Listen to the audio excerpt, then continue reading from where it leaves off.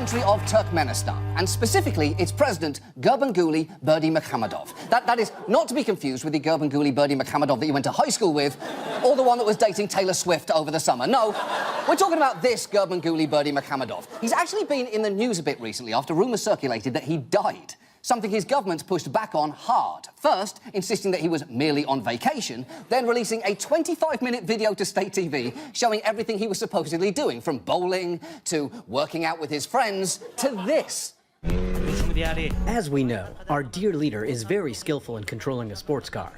He rode his powerful off-road car around the crater and demonstrated his high professional driving skills. Well, count me convinced. That guy is clearly alive and well. You can't do donuts around a flaming pit if you're dead. Think about all the people who are dead right now. Babe Ruth, Galileo, Marlon Brando, Mother Teresa, the original Paul McCartney. Do you see any of them doing donuts around fire pits? Of course you don't. You have to be alive. Now, if Berdimuhamedov looks a bit familiar at all to you, we've actually mentioned him before on this show during our segment on authoritarian governments last year, when we showed you this clip of him being a literal strongman.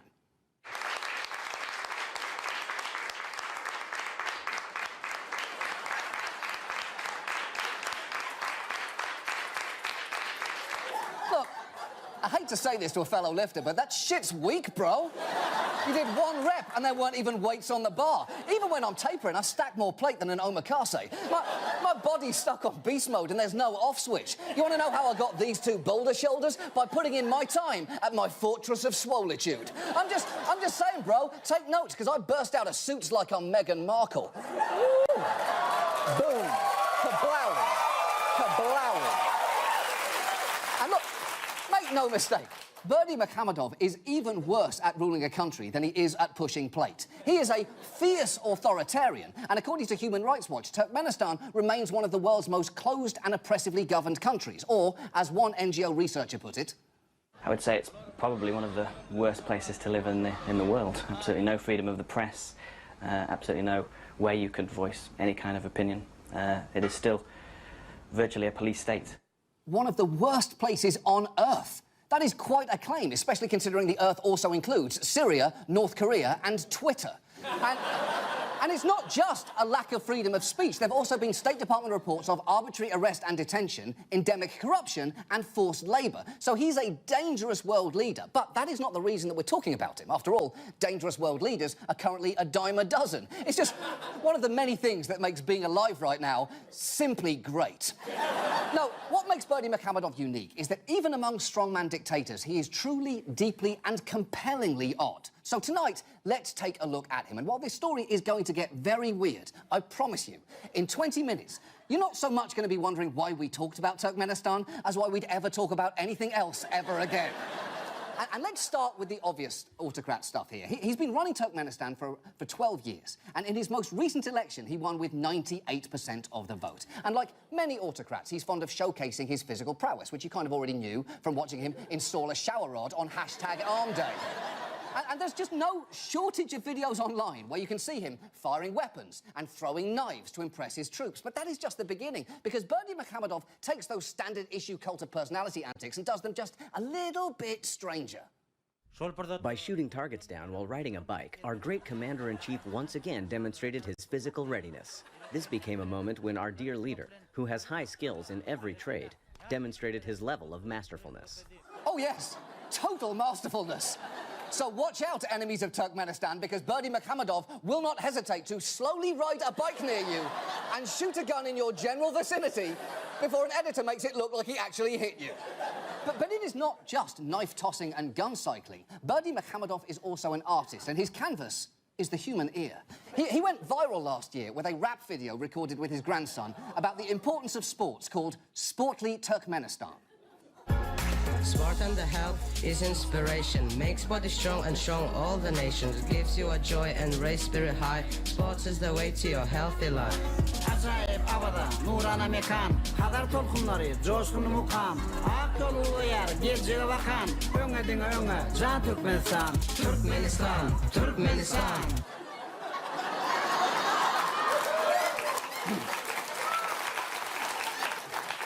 Fire. Everything about that that video is perfect, from the fact that clearly neither of them are playing their instruments, to the fact that they just rhymed Turkmenistan with Turkmenistan. All in all, it is a fun, catchy sports anthem, truly worthy of Jock Jams Volume 40, Maybe Sports Suck. But his musical talents don't just stop there. He also DJs, plays the piano, and is a guitarist who goes to great lengths to conceal his blistering chops.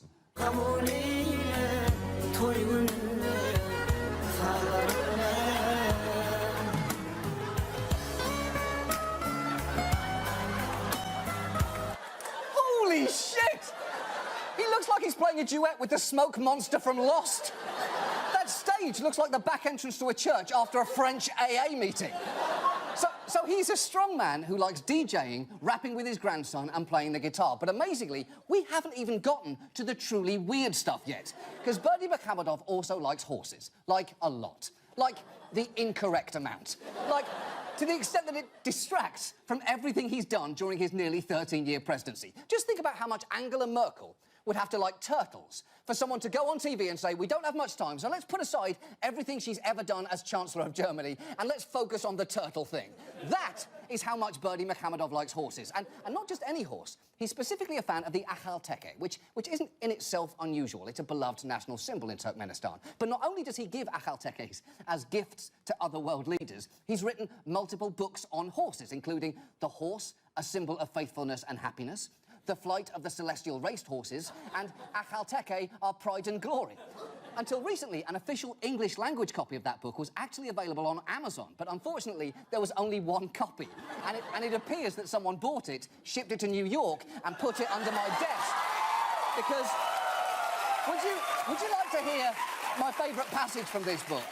Because it's this, and I quote, "Witnesses never wearied of being astonished by the steed and human intercourse brought to full perfection," which I'm hoping is a mistranslation, but probably isn't, because Berdimuhamedov has involved himself in all stages of the horse life cycle. A few years ago, he awarded himself the title the People's Horse Breeder. He's also made it illegal to change an akal teke's horse's name during its lifetime, and a few years ago issued a presidential decree instituting a tradition of beauty contests for horses, which is definitely odd, but at the same time, you do have to admit, the akal teke is a beautiful horse. I mean, that's a super fuckable horse right there. I'm not saying that I would fuck that horse. I'm just saying that if I was a horse, I would fuck that horse. To be clear, me, John Oliver the human, would not fuck that horse. But John Oliver the horse would definitely fuck that horse. That's not weird. I'd be a horse. Horses fuck other horses all the time. That's how they make new horses. I guess what I'm saying is, if I was a horse and you said to me, fuck, marry, kill, Mustang, akal teke, Clydesdale, no question in my horse mind, fuck the akal teke, marry the Mustang, send the Clydesdale to the glue factory. But again, only if I was a horse. Only if I was a horse. And look, admittedly, I've thought about this a lot, but definitely not as much as Gurbanguly Berdimuhamedov has. Amazingly, he reportedly owns more than 600 akal tekes, which is almost 10% of the world's total. He owns a plurality of them. That is objectively too many horses. Imagine owning 10% of the world's total of anything, and I say this as the owner of 100% of Amazon's inventory of akal teke, Our Pride and Glory. Now, earlier this year, someone actually gave Berdimuhamedov yet another one named Rowatch, and he was so excited that he wrote a poem about his new horse and read it on state TV, and this is real. You are the worship and memorabilia of ancestors. You are the passage of the past into tomorrow. Your neighing is the melody of heavens. Rowatch, you are the anthem of my heart. Wait. Just wait. Your neighing is the melody of heavens? Writing a fuck sonnet about a horse is weird. It strongly suggests that he'd like to have sex with that horse. But writing a fuck sonnet about a horse while sitting on a horse throne among horse-accented cabinetry, complemented by a horse statue, horseshoe, and custom desk inlaid with gold horses, that strongly suggests that he actually already did.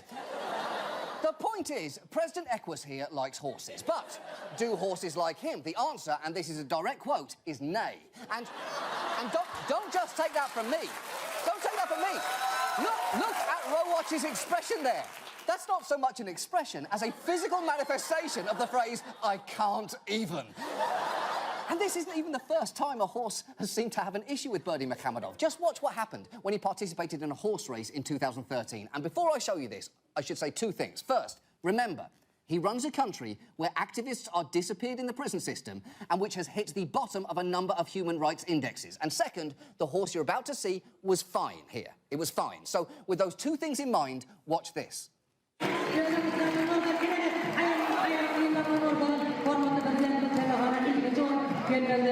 Again, the horse is alive and well. I can prove it to you. Here he is doing donuts around a fire pit. You have to be alive to do that. Case closed. Now, interestingly, when that race aired on TV in Turkmenistan, the footage cut off a split second before his fall. So Berdimuhamedov really didn't want people to see that footage. Specifically, this footage. Exactly. That's the footage that he really didn't want people to see. In fact, he was so concerned that people might see it. Journalists were apparently asked to erase all pictures and footage taken of the incident, and at the airport, officials conducted extra checks for flash sticks and camera memory discs for any traces of the video. And look, I'm not going to show you that same video again. I mean, why would I, when I can instead show you a closer angle of the exact same incident? Again, the horse is fine and, this is true, a hero.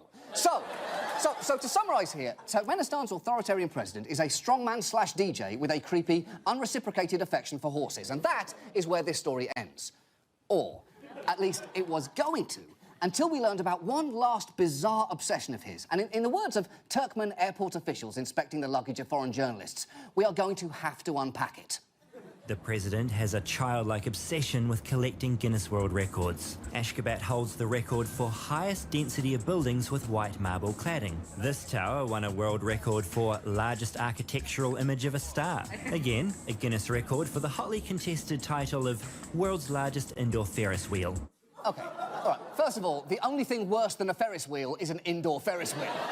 And second, the highest density of buildings with white marble cladding is just a pointless record. I get he clearly has an obsession with marble. The man even built a statue of himself on a golden horse atop a massive white marble cliff. But at some point, a record is so bizarrely specific it ceases to be impressive, like largest bowl of goulash eaten while watching Frasier, or world's tallest Ansel Elgort. Also, incidentally, the world's smallest Ansel Elgort. But the point is, during his tenure as president, Turkmenistan has aggressively set a number of Guinness records, including the world's highest number of fountain pools in a public space, the world's longest single-line bicycle parade, the world's largest horsehead statue, of course, and the world's largest cycling awareness lesson. We actually found footage of him setting that record, and he seemed pretty psyched about his achievement. I would like to express my special appreciation to a representative of the Guinness Record Book for a certificate for the largest cycling awareness lesson.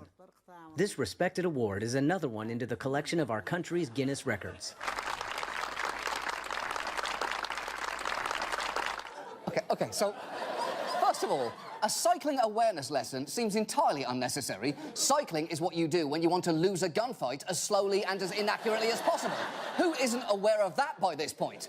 But here is where the story is actually going to shift away from Turkmenistan for a minute, although I promise we will be back. Because at this point, we started wondering, what is an official from Guinness World Records doing in one of the most repressive countries on Earth, certifying records for an autocrat? Because this is supposed to be the fun-loving company that certifies quirky records like, and these are real, most apples held in the mouth and cut by a chainsaw in 1 minute, or oldest male stripper.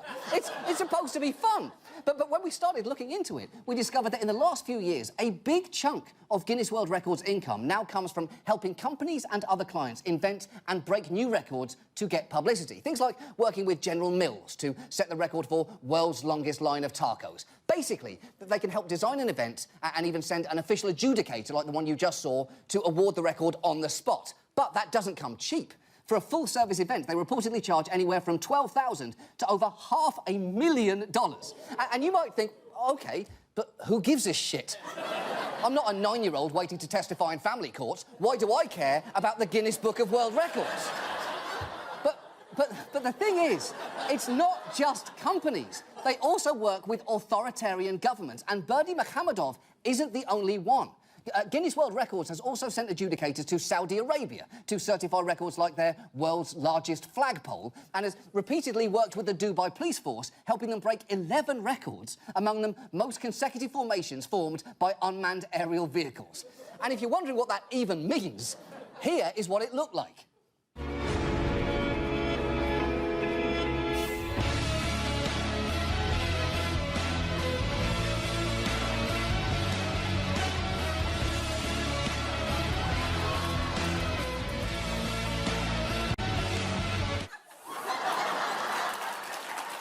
Okay. All right. First, I would argue he could be slightly more impressed by that drone constellation of his own face. Although I will say this, that might actually be the single most ethically defensible use of drones in the Middle East. The whole point we're making here is authoritarians love getting Guinness World Records, and you can see why. They reinforce a cult of personality and confer a sense of legitimacy on a global stage. Which brings us back to Gurbanguly Berdimuhamedov, because he absolutely loves them. So if you wanted to hurt him, they'd actually be his weak point.